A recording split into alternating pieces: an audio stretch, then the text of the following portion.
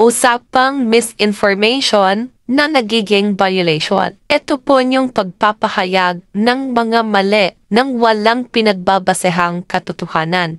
Ito po ang tawag natin misleading information. Ito yung mga fake news na ito po ay nakakapagbigay po ng maling idea o negatibong impression sa ating kapwa.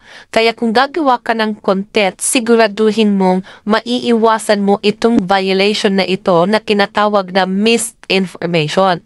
Kaya sikapin mo na bago ka maggawa ng content, bago ka mag-upload, ay siguradong tama yung nilalaman ng content mo at hindi yung pawang gawa lamang para mayroon ka lang magawang content.